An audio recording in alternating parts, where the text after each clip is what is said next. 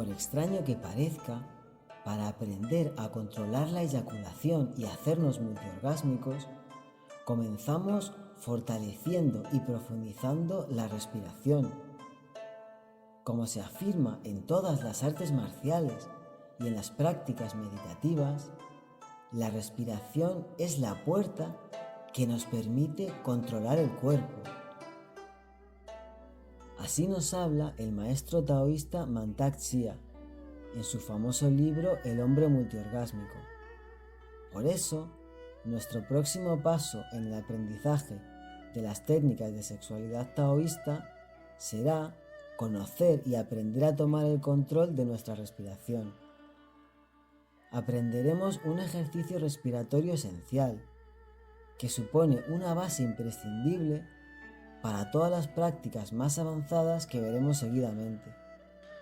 Para comenzar, vamos a comprender cómo funciona esa puerta para controlar el cuerpo y cómo podemos aplicar lo aprendido tanto a nuestra respuesta sexual como a nuestra salud en general, ya que sus implicaciones son realmente amplias y variadas.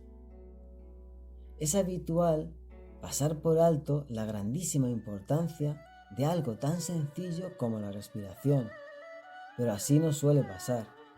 Como nos dice Lao Tse respecto a los sabios que siguen el camino del Tao, porque ven lo pequeño pueden realizar lo grande.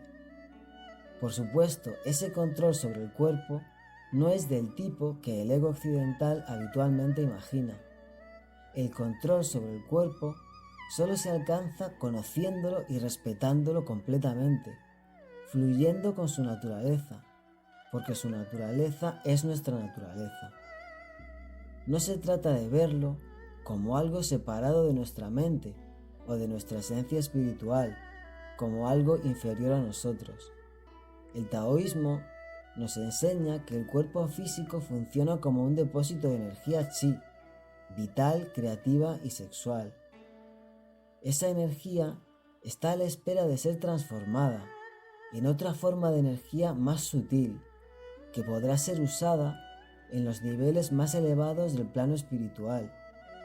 Simplemente es la misma energía en otro estado.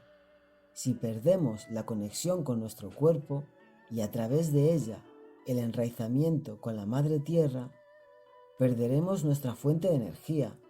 Sería como un cohete que tratara de despegar hacia el cielo sin su torre de lanzamiento.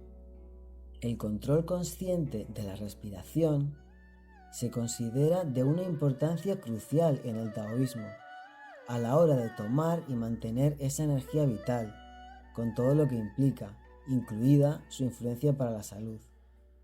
Pero no solo es así en el taoísmo.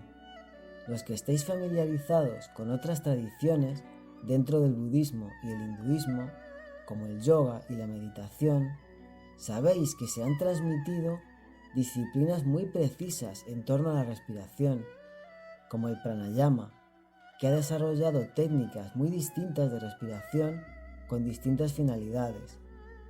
Desde el yoga se nos enseña que en el aire que respiramos se encuentra el prana o energía vital, equivalente al concepto taoísta de chi.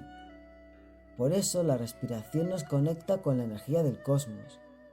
Todas las tradiciones han sido conscientes del grandísimo impacto que la respiración tiene sobre las funciones de la mente y el cuerpo. El control de nuestra respuesta sexual por medio de la respiración. Por otro lado, la respiración es la única función vegetativa que, además de ser involuntaria, podemos controlarla de manera voluntaria. Por esa razón, es una llave que tenemos en nuestras manos para poder guiar a la mente y al cuerpo a través de nuestra conciencia. Tal y como Mantak Chia nos dice, esa utilización de la mente para cultivar el cuerpo es la base misma del Kung Fu sexual.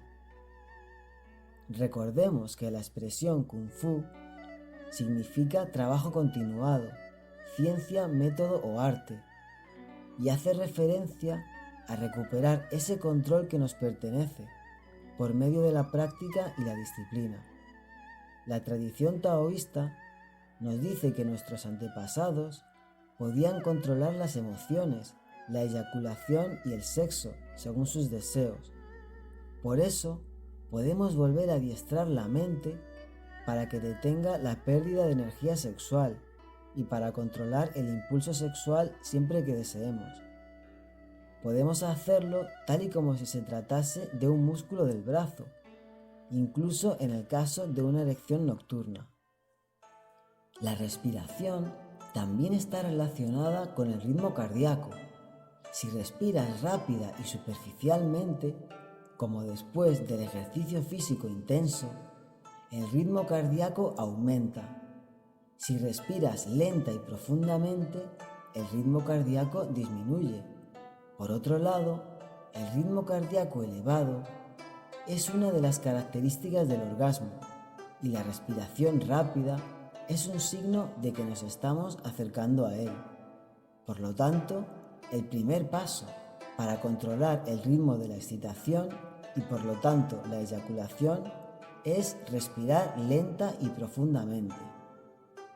En medio del calor de la pasión, la capacidad para controlar la respiración será esencial para no precipitarse en la eyaculación y expandir la sensación de orgasmo por todo el cuerpo. En próximos vídeos, cuando veamos las técnicas para los orgasmos múltiples, veremos la manera más concreta de aprender ese control consciente sobre la eyaculación y el orgasmo, aplicado a hombres y a mujeres. Pero vamos a centrarnos ahora en el ejercicio, su función y en tomar conciencia de su importancia.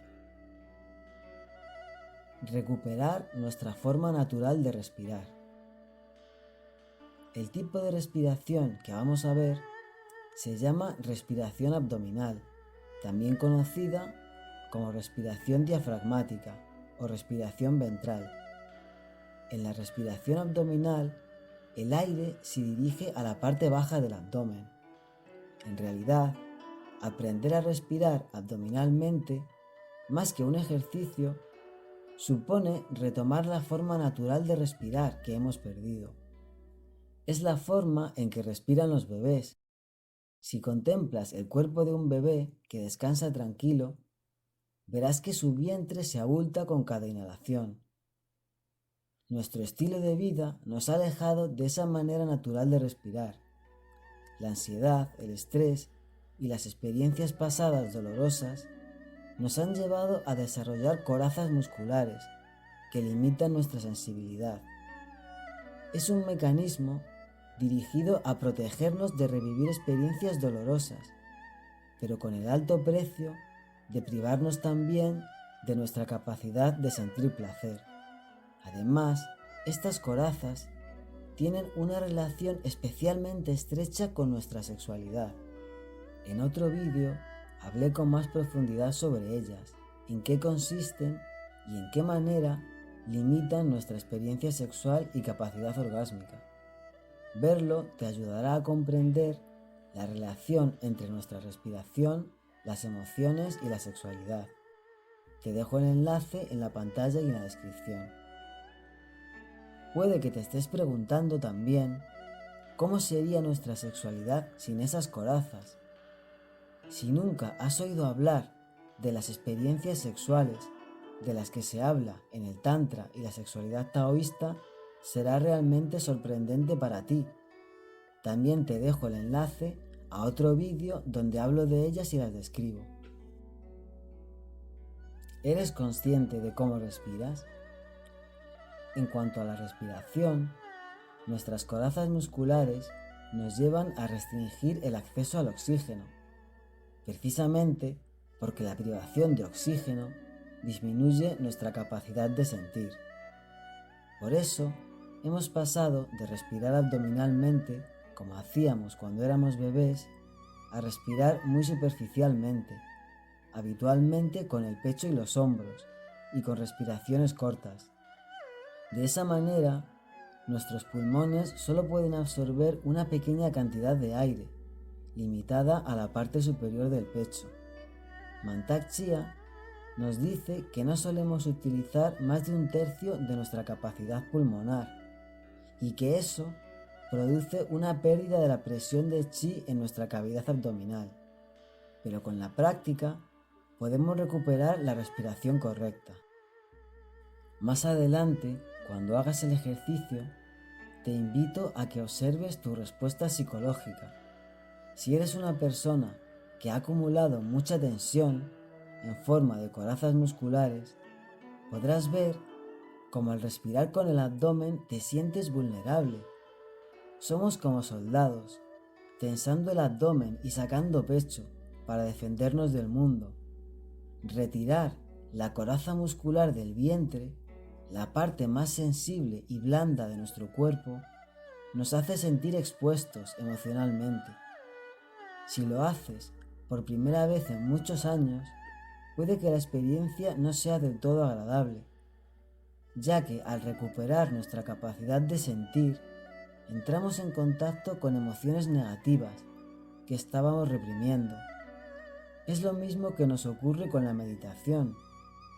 Requiere enfrentar nuestros fantasmas internos, atravesar las fluctuaciones de nuestra mente para alcanzar finalmente la calma. Pero al igual que en el caso de la meditación, la valentía y la voluntad son recompensadas con creces cuando nos transformamos a nosotros mismos, adquiriendo un nuevo hábito que se mantiene sin esfuerzo. Más adelante veremos los beneficios de la respiración abdominal, que incluso desde la perspectiva de la ciencia occidental son incontables. ¿En qué consiste la respiración abdominal? Al respirar profunda y abdominalmente, el aire llega hasta el fondo de los pulmones, permitiéndonos reemplazar el aire estancado en sus lóbulos inferiores y reemplazarlo por aire fresco, lleno de oxígeno.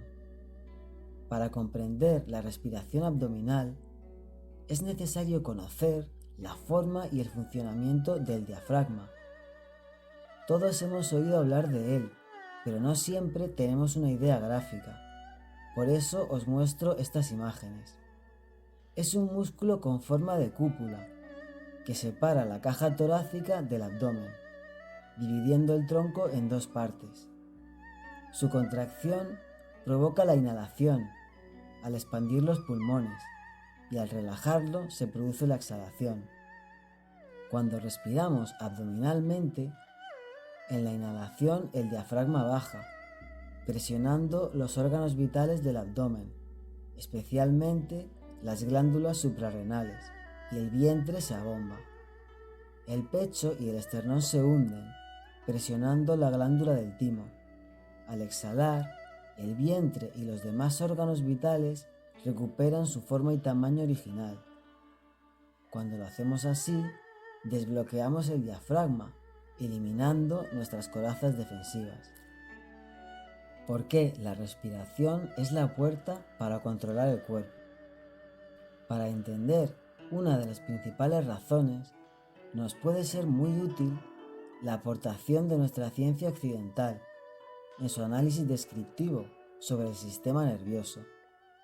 Los que no lo conozcáis, os animo a que prestéis ahora mucha atención, ya que esta información nos proporciona una llave muy valiosa para comprender gran cantidad de fenómenos muy importantes, no solo sobre el control consciente de nuestras funciones fisiológicas y el papel de la respiración en ello, sino también sobre nuestra propia salud en un sentido muy amplio. El sistema nervioso se divide en el sistema nervioso somático y el sistema nervioso autónomo. Nuestro sistema nervioso somático es el que controla los movimientos voluntarios, es decir, todo lo que tú mismo haces con tu cuerpo, como mover los brazos o las piernas. Nuestro sistema nervioso autónomo es el que gestiona el funcionamiento involuntario de todos los órganos internos y glándulas, y a su vez se divide en dos partes, el sistema nervioso simpático y parasimpático. El sistema nervioso simpático es el que activa el cuerpo, para enfrentarse a la actividad. Induce el aumento de la frecuencia cardíaca, la presión arterial y el gasto calórico. Envía la sangre a los músculos de las extremidades para permitir esa actividad y mantiene la mente alerta, enfocada en los estímulos externos, activando los sentidos. El sistema nervioso parasimpático, sin embargo, es el que se activa cuando estamos libres de exigencias de actividad y descansamos. Entonces sucede lo contrario. El ritmo cardíaco baja y la sangre y los recursos del cuerpo se dirigen a los órganos internos. El objetivo es la regulación de las funciones viscerales, la nutrición, regeneración y el crecimiento de los tejidos y el almacenamiento de la energía. El proceso de la digestión, por ejemplo, es favorecido por la activación parasimpática e impedido por la activación simpática. Esa es la razón por la que cuando estamos nerviosos tenemos tantos problemas digestivos. De manera óptima, ambos sistemas están en armonía y equilibrio. Podemos realizar muchas actividades mientras hacemos la digestión, pero cuanto más pesada es la digestión, más se limita la cantidad de esfuerzo físico y mental que podemos realizar. Se alternan con frecuencia los momentos en que la actividad de uno predomina sobre la del otro. Ante una amenaza o peligro inminente, el sistema nervioso simpático se activa muy intensamente. Entonces, el cuerpo entra en el modo que se conoce como lucha y huida. Las funciones vegetativas se paralizan, ya que son mucho menos urgentes que enfrentar esa amenaza que puede hacer peligrar la vida. Nuestro cuerpo está diseñado para que esos estados duren segundos o minutos, como en el caso del ataque de un depredador. Para enfrentar amenazas de corta duración, tiene una gran capacidad, pero como sabemos, en nuestro estilo de vida actual, las amenazas duran días, meses o años. Ya no nos persiguen leones en un rápido sprint, sino hipotecas durante 30 años. Así que las funciones viscerales y regenerativas de nuestro cuerpo se ven restringidas durante décadas. Ese desajuste del organismo, muy por encima de su capacidad, es lo que conocemos como estrés. Simplemente no estamos preparados para ello. Por esta razón, el estrés y el sufrimiento emocional está directamente relacionado con prácticamente todas las enfermedades crónicas más extendidas en nuestra sociedad. Algunas son muy evidentes y directamente relacionadas, como las que os muestro en pantalla. Sin embargo, eso solo es la punta del iceberg. Si tenemos en cuenta los efectos del estrés sobre la acidificación del organismo y los procesos inflamatorios crónicos, y te animo a que busques información sobre este tema si no lo conoces, es cuando encontramos que esa asociación con el estrés y sufrimiento psicológico se extiende a prácticamente todas las enfermedades crónicas, que son auténticas plagas en nuestra sociedad. Cuando no es la causa silenciosa, es uno de los factores más importantes que las agravan. Es así simplemente porque el modo de lucha y huida, sostenido en el tiempo, interrumpe toda capacidad del organismo para regularse, regenerarse y sanarse. Pero ¿cuál es el papel de la respiración en todo esto? El modo en el que se activa el sistema parasimpático y con él todo el potencial de regeneración y sanación de nuestro organismo se conoce como el sistema de reposo y digestión. Nuestra manera habitual de respirar es la que corresponde al modo de lucha y huida, ya que nuestro sistema nervioso simpático está crónicamente activado. La cuestión clave aquí es que respirar profunda y lentamente es fisiológicamente opuesto al modo de lucha y huida. Por lo tanto, hacerlo induce inevitablemente a la activación del sistema nervioso parasimpático, y el modo de reposo y digestión. Con ello, el estrés se disipa y revertimos sus efectos dañinos en nuestra salud, favoreciendo la recuperación de esa capacidad regeneradora perdida. Vemos que la ciencia occidental nos da aquí una explicación de por qué la respiración es la puerta que nos permite controlar el cuerpo, tal y como nos dice Mantak Chia. Recordemos que él resaltó que es la única función orgánica que, además de su modo de regulación inconsciente, nos brinda un modo de regulación consciente. Es una poderosa llave a nuestro sistema nervioso autónomo, que a excepción de la respiración, escapa a nuestro control consciente, o al menos al de la mayoría, ya que existen monjes budistas capaces incluso de parar su propio corazón o permanecer conscientes durante el sueño profundo. A medida que avanzamos en nuestro entrenamiento y vamos tomando el control de nuestra mente y cuerpo, vamos descubriendo que nuestra capacidad de control consciente gana terreno. También el control de la eyaculación durante el orgasmo se considera un reflejo involuntario, y con las enseñanzas taoístas estamos en el camino de controlarla, como muchas personas han hecho. Los monjes budistas más avanzados simplemente han llegado mucho más lejos en este mismo camino. En realidad, una buena parte de los efectos tan poderosos de la meditación sobre el sistema nervioso y la salud están relacionadas con este gran poder de la respiración. En la meditación, la respiración profunda y lenta es un elemento esencial e inseparable de la propia disciplina de observación desapegada y ecuánime que realizamos en el plano mental, así como lo es la propia postura física. Todo funciona como una unidad. La respiración y la postura contribuyen a calmar las fluctuaciones de la mente, y el hecho de calmar la mente contribuye a relajar todas las tensiones y corazas musculares en nuestro cuerpo. Cantar el mantra Om, por ejemplo, independientemente de otras de sus cualidades, supone un excelente ejercicio de respiración lenta y profunda.